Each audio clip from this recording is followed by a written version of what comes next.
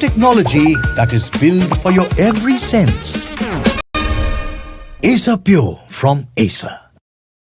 Now from Bihar to Delhi, from Sansad to Sadak, from Vote Adhikar Yatra to Vote Chori campaign. The battle between Rahul Gandhi and the Election Commission of India is now a four-layered political drama, starting with Rahul Gandhi's chilling dhamki to the Election Commission trio, to the clash in Parliament over SIR, to a Supreme Court setback for those claiming fraud in Maharashtra polls, and also Lalu's own son and Tejashwi Yadav's brother Tej Pratap blasting the so-called saviors of Samvidhan.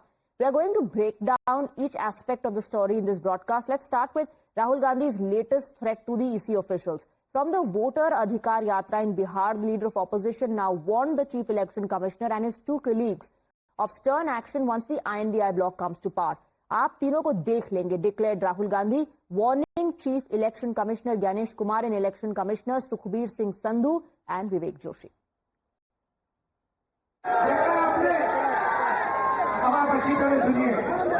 और ये जो election commission बैठे हैं, election commissioner बैठे हैं, इन तीनों से मैं कह रहा हूं, आप एक बात समझ लो, मोदी जी की सरकार है, वो सब ठीक है।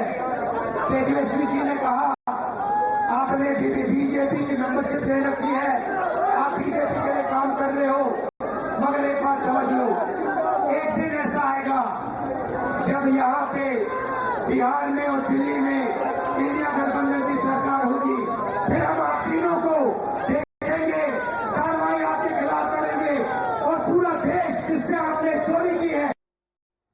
Well, Rahul Gandhi's direct warning to the three election commissioners has triggered a fiery response from the BJP. For the BJP, this is not about the Election Commission of India, but about emergency mindset of Indira's grandson. Drawing parallels with Indira Gandhi's emergency era, BJP says Rahul Gandhi is showing the same intolerant family-first approach, attacking every institution from the Election Commission to the Supreme Court. ये ECI नहीं, ये EMI का मामला है, emergency mindset of Indira's grandson. उस समय 50 वर्ष पहले इंदिरा जी ऐसे ही संवैधानिक तंत्र को दबाती थी, आज भी राहुल गांधी वही करते हैं। ये entitled mindset of Indira's grandson है कि परिवार तंत्र लोकतंत्र के ऊपर अगर कोई फैसला मेरे हक में आए तो कोर्ट ठीक, चुनाव आयोग ठीक, वरना उनको धमकी देंगे।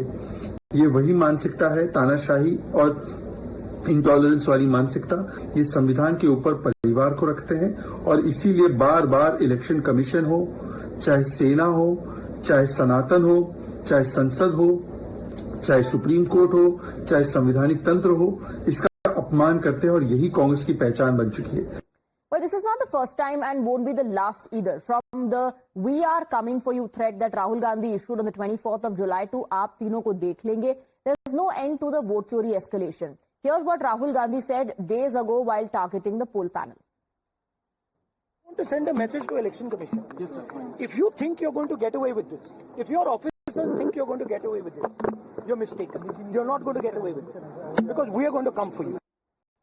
In the parliament today, as usual, opposition MPs came armed with anti-SIR posters. Only this time, they put the faces of the three election commission officers and branded them vote chores. As if taking cue from Rahul Gandhi's threat, the entire opposition put the EC trio on its hit list. और ये तो affidavit जो ये मांग रहे हैं, ये तो बिल्कुल फिजूल की बात है। जैसे ही अफिडेविट आएगा, वो बोलेंगे कि 45 दिनों के बाद दिया है, तो ये उसको रद्द कर देंगे। तो ये सब सॉरी, लेकिन ये सब बकवास है। सच्चाई उनके सामने है, सबके सामने है। सच्चाई का जवाब दें, ये सब क्यों हुआ? 100 लोग जीरो एड्रेस पे क्यों हैं? इतने सारे लोग इकट्ठे एक एड्रेस में कैसे हैं? The opposition parties are protesting against the Election Commission and the SIR over here, but these visuals are very interesting over here. The banner with Priyanka Gandhi Vadra, Akhilesh Yadav and others are holding, it has pictures of 3 election commissioners and it says vote chore. So the opposition parties again are protesting at the Makar Dwar, and what they say is that they want debate and discussion on SIR, while it's a massive fight between the EC and the opposition parties over the issue of SIR, where the opposition parties are demanding debate and discussion and they're not allowing the parliament to function. Rahul Gandhi's "Dekh Lenge" comment comes a day after there were reports of the INDI bloc mulling impeachment proceedings against the CEC. Yesterday, we also saw MPs from opposition parties hold a press conference and launch non-stop personal attacks on Ganesh Kumar. चुनाव आयोग ही आज चुनाव आयोग का शत्रु बन चुका है। मुख्य चुनाव आयोग जो चीफ इलेक्शन कमिश्नर है वो ही सबसे बड़े चुनाव आयोग के शत्रु बन गए। कल हम अपने मुख्य चुनाव आयुक्त को ढूंढ रहे थे, वो तो मिले नहीं। बीजेपी का एक नया प्रवक्ता और मिल गया। ज्ञानेश कुमार जी की बात को सुन के लगा कि उनका नाम दरअसल अज्ञानेश कुमार होना चाहिए। या तो वो मूर्ख हैं या वो हम लोगों को मूर्ख समझते हैं। The reason why we are all here is this absolutely shameful display of puppetry by the Chief Election Commissioner yesterday. This current Lok Sabha, which is based on fraudulent election lists, should be dissolved immediately. Why is the entire opposition going after the CEC? Because just 2 days ago, in a detailed press briefing, the CEC rebutted every claim made by the opposition and asserted that the term vote chori in itself is an insult to the constitution. He also challenged the leader of opposition to sign an affidavit to prove his charges or apologize within 7 days. Here's how that face-off panned out. हलफनामा देना होगा या देश से माफी मांगनी होगी, तीसरा विकल्प नहीं है। आपके माध्यम से मैं ये भी कहना चाहता हूं, अगर 7 दिन में हलफनामा नहीं मिला तो इसका अर्थ ये सारे आरोप निराधार हैं। कहते हैं कि अगर 1 सप्ताह के अंदर आपने एफिडेविट नहीं दिया तो इस कंप्लेंट का कोई मतलब नहीं है। चोरी उनकी पकड़ी गई और मुझे कहते हैं आप एफिडेविट लाओ। इलेक्शन कमीशन से मैं कहना चाहता हूं, पूरा देश आपसे एफिडेविट मांगने का काम करेगा।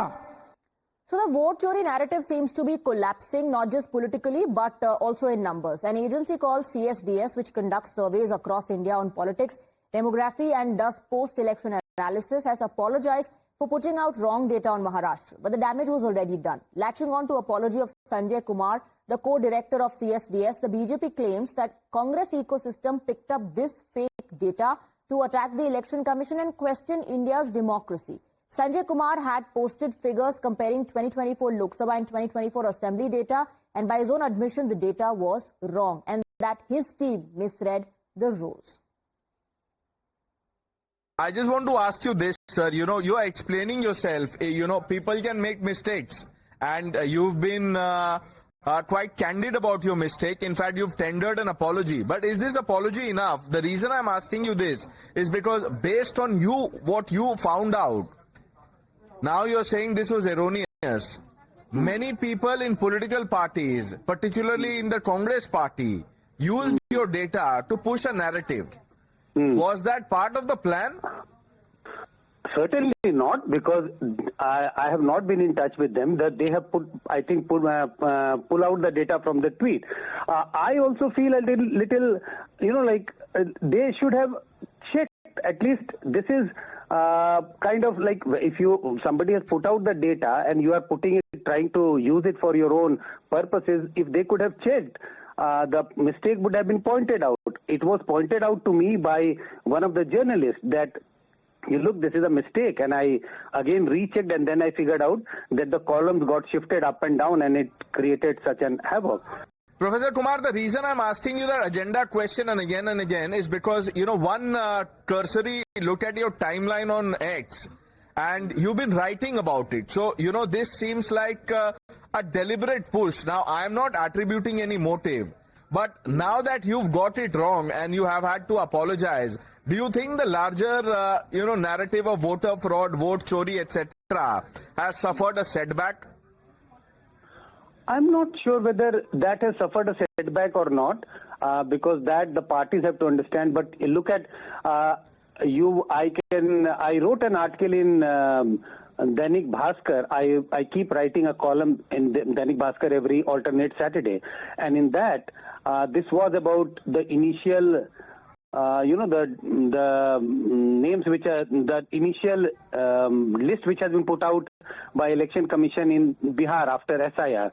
So I did mention that I did some analysis based on the number of deletion in each district and the profile of each district, and in which I said initial cursory look does not suggest that there is any systematic bias in the deletion or not.